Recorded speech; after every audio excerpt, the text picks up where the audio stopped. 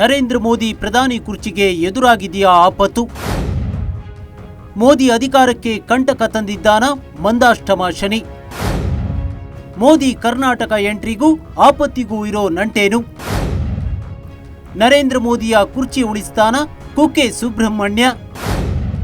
ಒಂದಾದ ಮೇಲೆ ಒಂದರಂತೆ ಹಿನ್ನಡೆಯ ಸೂಚನೆಗಳು ಸಿಗ್ತಿವೆ. ವಿಧೇಯಕಗಳ ಅಂಗೀಕಾರಕ್ಕೆ ಅಡ್ಡಿಯಾದ ಸಂಖ್ಯಾಬಲ, ಕ್ಷೇತ್ರ ಮರುವಿಂಗಡಣೆ ಬಿಲ್ಗೆ ಎದುರಾದ ರಾಜಕೀಯ ಸವಾಲು, ರಾಮ ಮಂದಿರದ ಹುಂಡಿ ಕಳ್ಳತನ ಪ್ರಕರಣ, ನೀಟ್ ಪರೀಕ್ಷೆಯಲ್ಲಾದ ಅಕ್ರಮ, ಕಳೆದ 12 ವರ್ಷಗಳ ಆಡಳಿತಾವಧಿಯಲ್ಲಿ ಇದೇ ಮೊದಲ ಬಾರಿಗೆ ಎದುರಿಸಿದ ವಿದ್ಯಾರ್ಥಿಗಳ ಬೃಹತ್ ಪ್ರತಿಭಟನೆ, ಶಿಕ್ಷಣ ಸಚಿವ ಧರ್ಮೇಂದ್ರ ಪ್ರಧಾನ್ ರಾಜೀನಾಮೆ, ಒಂದ ಎರಡ ಕಾರಣಗಳು ನರೇಂದ್ರ ಮೋದಿಯವರ ಪ್ರಧಾನಿ ಕುರ್ಚಿಗೆ ಆಪತ್ತು ಎದುರಾಗಿದೆ ಅನ್ನೋದಕ್ಕೆ.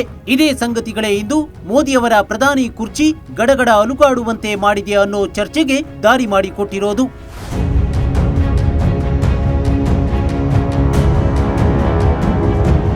ಹೌದು, ಇದೇ ಹಿನ್ನಡೆಗಳನ್ನೇ ಮುಂದಿಟ್ಟುಕೊಂಡೇ ಉಡುಪಿ ಜಿಲ್ಲೆಯ ಕಾಪು ಮೂಲದ ಖ್ಯಾತ ಜ್ಯೋತಿಷಿಗಳು ಹಾಗೂ ಆಧ್ಯಾತ್ಮ ಚಿಂತಕರಾದ ಪ್ರಕಾಶ್ ಅಮ್ಮಣ್ಣಾಯ ಅವರು ನುಡಿದ ಪ್ರಧಾನಿ ಮೋದಿಯವರ ಭವಿಷ್ಯ ಸಂಚಲನ ಸೃಷ್ಟಿಸಿದೆ. ಕಳೆದ ಕೆಲವು ದಿನಗಳಿಂದ ದೇಶದಲ್ಲಿ ಆಗುತ್ತಿರುವ ಬೆಳವಣಿಗೆಗಳು ಹಾಗೂ ಇದರಿಂದ ಪ್ರಧಾನಿ ನರೇಂದ್ರ ಮೋದಿಯವರ ಮೇಲೆ ಆಗುತ್ತಿರುವ ಪರಿಣಾಮಗಳನ್ನು ಉಲ್ಲೇಖಿಸಿ ಪ್ರಕಾಶ್ ಅಮ್ಮಣ್ಣಾಯ ಅವರು ನುಡಿದ ಭವಿಷ್ಯ ತೀವ್ರ ಕುತೂಹಲ ಕೆರಳಿಸಿದೆ.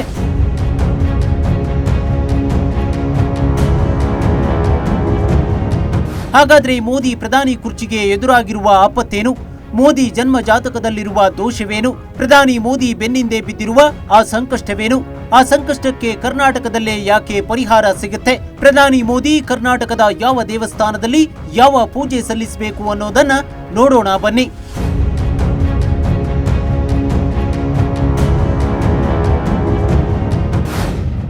ಪ್ರಧಾನಿ ಮೋದಿ ಬೆನ್ನು ಬಿದ್ದಿದ್ದಾನ ಮಂದಾಷ್ಟಮ ಶನಿ? ಖ್ಯಾತ ಜ್ಯೋತಿಷಿ ಪ್ರಕಾಶ್ ಅಮ್ಮಣ್ಣಾಯ ಪ್ರಧಾನಿ ನರೇಂದ್ರ ಮೋದಿಯವರ ಈ ಎಲ್ಲ ಸಂಕಷ್ಟಗಳ ಸರಮಾಲೆಗೆ ಮಂದಾಷ್ಟಮ ಶನಿಯ ಪ್ರಭಾವವೇ ಕಾರಣ ಎಂದಿದ್ದಾರೆ. ನರೇಂದ್ರ ಮೋದಿಯವರ ಜನ್ಮ ಜಾತಕದಲ್ಲಿನ ಶನಿಗ್ರಹ ಸ್ಥಾನಕ್ಕೆ ಈಗ ಮೀನರಾಶಿಯಲ್ಲಿ ಸಂಚರಿಸುತ್ತಿರುವ ಶನಿಯು 8ನೇ ಮನೆಯಾಗುತ್ತದೆ. ಇದನ್ನೇ ಮಂದಾಷ್ಟಮ ಶನಿ ಎಂದು ಕರೆಯಲಾಗುತ್ತದೆ. ಈ ಹಿಂದೆ ಅಂದ್ರೆ 30 ವರ್ಷಗಳ ಹಿಂದೆ ನರೇಂದ್ರ ಮೋದಿಯವರ ಜೀವನದಲ್ಲಿ ಇಂಥದ್ದೇ ಅಥವಾ ಇದಕ್ಕಿಂತ ಸಂಕಷ್ಟದ ಸಮಯ ಎದುರಾಗಿತ್ತು. ಆಗಲೂ ಕೂಡ ಶನಿಗ್ರಹ ಮಂದಾಷ್ಟಮವಾಗಿತ್ತು.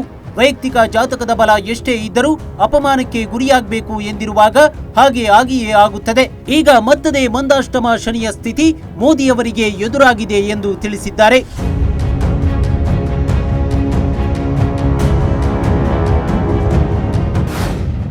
ಕುಕ್ಕೆ ಸುಬ್ರಹ್ಮಣ್ಯನ ಶರಣಾಗತಿಯೊಂದೇ ಮೋದಿಗಿರುವ ದಾರಿ. ಏನಿದು ದಂಡಪಾಣಿಗೆ ಮೋದಿ ಮಾಡಿಸಬೇಕಿರೋ ಸ್ವರ್ಣಾರ್ಚನೆ? ಹೌದು, ಮಂದಾಷ್ಟಮ ಶನಿ ಪ್ರಭಾವದಿಂದ ಪಾರಾಗಬೇಕು ಅಂದ್ರೆ ಪ್ರಧಾನಿ ಮೋದಿಯವರು ಕರ್ನಾಟಕಕ್ಕೆ ಬಂದು ಕುಕ್ಕೆ ಸುಬ್ರಹ್ಮಣ್ಯನ ಮೊರೆ ಹೋಗಬೇಕು ಅಂತ ಪ್ರಕಾಶ್ ಅಮ್ಮಣ್ಣಾಯ ತಿಳಿಸಿದ್ದಾರೆ. ಕುಕ್ಕೆ ಸುಬ್ರಹ್ಮಣ್ಯಕ್ಕೆ ಬಂದು ಆ ದೇವಸೇನಾನಿಯ ದರ್ಶನ ಪಡೆದು ಹೋದ್ರೆ ಮೋದಿಯವರಿಗೆ ಒಳ್ಳೆಯದಾಗುತ್ತದೆ. ಅದರಲ್ಲೂ ಸುಬ್ರಹ್ಮಣ್ಯ ಸ್ವಾಮಿಗೆ ಸ್ವರ್ಣಾರ್ಚನೆ ಮಾಡಿಕೊಂಡು ಹೋದ್ರೆ ಈ ಎಲ್ಲ ಸಂಕಷ್ಟಗಳಿಂದ ರಕ್ಷಣೆ ಸಿಗುತ್ತದೆ. ಹಿಂದೆ ಇಕ್ಕೇರಿಯ ರಾಜರು, ಮೈಸೂರು ಅರಸರು ಸಹಸ್ರ ಪುತ್ಥಳಿ ಅರ್ಚನೆ ಮಾಡಿದ ಉಲ್ಲೇಖವಿದೆ. ಈಗ ಅಷ್ಟು ಸಾಧ್ಯವಿಲ್ಲದಿದ್ರೂ ಪ್ರಧಾನಿ ಮುಷ್ಟಿಯಲ್ಲಿ ಸ್ವರ್ಣದ ಪುಡಿಯನ್ನ ಅರ್ಚನೆ ಮಾಡಿದ್ರೆ ಸಹಸ್ರ ಪುತ್ಥಳಿ ಅರ್ಚನೆಯ ಫಲವಿದೆ ಎಂದು ಅಮ್ಮಣ್ಣಾಯ ತಿಳಿಸಿದ್ದಾರೆ.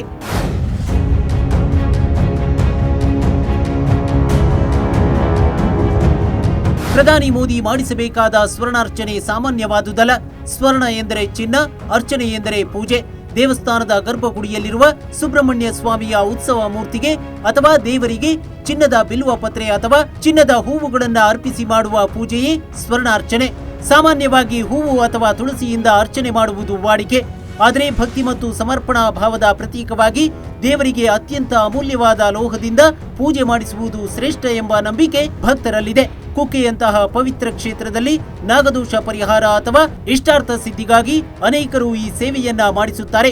ದೇಶವನ್ನ ಮುನ್ನಡೆಸಬೇಕಾದ ಪ್ರಧಾನಮಂತ್ರಿ ಅಡೆತಡೆಗಳ ನಿವಾರಣೆಗೆ, ದೇಶದ ರಕ್ಷಣೆಗೆ ಸುಬ್ರಹ್ಮಣ್ಯನಲ್ಲಿ ಪ್ರಾರ್ಥಿಸಿ ಈ ಸ್ವರ್ಣ ಸೇವೆ ಮಾಡಿಸಿದ್ದಲ್ಲಿ ಅದರಿಂದ ದೇಶಕ್ಕೆ, ದೇಶವಾಸಿಗಳಿಗೆ ರಕ್ಷಣೆಯನ್ನ, ಶುಭವನ್ನ ವೃದ್ಧಿಸುತ್ತದೆ. ಈ ಕಾರಣದಿಂದ ಶತಾಯಗತಾಯ ಸುಬ್ರಹ್ಮಣ್ಯನ ಆರಾಧನೆಯನ್ನ ಪ್ರಧಾನಮಂತ್ರಿ ಮಾಡಿಕೊಳ್ಳಬೇಕು ಎಂದಿದ್ದಾರೆ. ಲಕ್ಷ ಕದಳಿ ಯಾಗ ಮಾಡಿದರೂ ಮೋದಿ ಸಂಕಷ್ಟ ಪರಿಹಾರ. ಪ್ರಧಾನಿ ಮೋದಿಯವರು ಲಕ್ಷ ಕದಳಿ ಯಾಗ ಮಾಡಿಸಿದ್ರೂ ತಮಗೆದುರಾಗಿರುವ ಸಂಕಟದಿಂದ ಪಾರಾಗಬಹುದು ಎಂದಿದ್ದಾರೆ. ಅಂದರೆ ಸುಬ್ರಹ್ಮಣ್ಯ ಮೂಲ ಮಂತ್ರದಿಂದ 1 ಲಕ್ಷ ಬಾಳೆಹಣ್ಣು ಬಳಸಿ ಹೋಮವನ್ನ ಮಾಡಬೇಕು.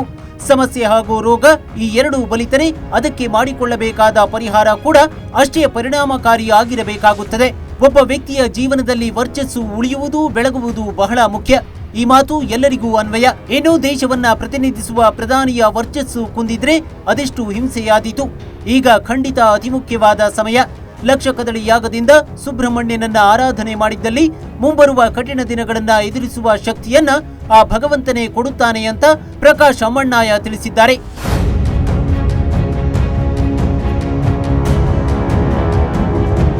ಪ್ರಕಾಶ್ ಅಮ್ಮಣ್ಣಾಯ ಅವರು ಹೇಳಿರುವ ಸಂಗತಿಗೂ ಪ್ರಸ್ತುತ ಕಾಲಘಟ್ಟದಲ್ಲಿ ಪ್ರಧಾನಿ ಮೋದಿಯವರಿಗೆ ಎದುರಾಗಿರುವ ಸಂಕಷ್ಟಗಳಿಗೂ ಆಧ್ಯಾತ್ಮಿಕ ದೃಷ್ಟಿಯಿಂದ ಹೋಲಿಕೆಯಾಗ್ತಿದೆ ಅನ್ನೋ ಚರ್ಚೆ ಶುರುವಾಗಿದೆ.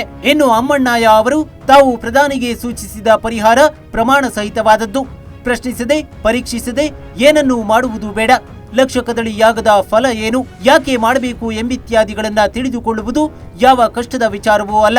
ಜನ್ಮ ಸಮಯದಲ್ಲಿ ಶನಿ ಸ್ಥಿತನಾಗಿರುವ ರಾಶಿಯಿಂದ 8ನೆಯ ಮನೆಯಲ್ಲಿ ಗೋಚಾರ ಶನಿ ಸಂಚಾರವು ಸರ್ವತಾ ಅಪಾಯಕಾರಿ. ಈಗಾಗಲೇ ಅಂತಹದ್ದೇ ಗ್ರಹಸ್ಥಿತಿಯ ಸಿದ್ದರಾಮಯ್ಯ ಅವರು ಮಾಜಿ ಮುಖ್ಯಮಂತ್ರಿ ಆಗುವಂತೆ ಮಾಡಿತು. ಅವರ ವೈಯಕ್ತಿಕ ಜಾತಕದಲ್ಲಿ ಪೂರ್ಣಾಧಿಕಾರ ಯೋಗ ಇದ್ರೂ ಅದನ್ನು ಮೀರಿ ಅಧಿಕಾರದಿಂದ ಇಳಿಯುವಂತೆ ಆಯಿತು. ತಾವು ನುಡಿದ ಭವಿಷ್ಯ ಈ ತನಕ 1 ಲಕ್ಷಕ್ಕೂ ಹೆಚ್ಚು ಜಾತಕ ವಿಶ್ಲೇಷಣೆ ಮಾಡಿದ ಅನುಭವದಿಂದ ಬಂದಿರುವಂತಹದ್ದು. ದೇವರು ಯೋಗವನ್ನ ಕೊಡುತ್ತಾನೆ, ಆದರೆ ಅದನ್ನ ರಕ್ಷಿಸಿಕೊಳ್ಳಬೇಕಾದದ್ದು ಮನುಷ್ಯ ಪ್ರಯತ್ನದಲ್ಲಿ ಇರುತ್ತದೆ ಎಂದಿದ್ದಾರೆ. Sanjay Naik, news desk, Ashwavega news.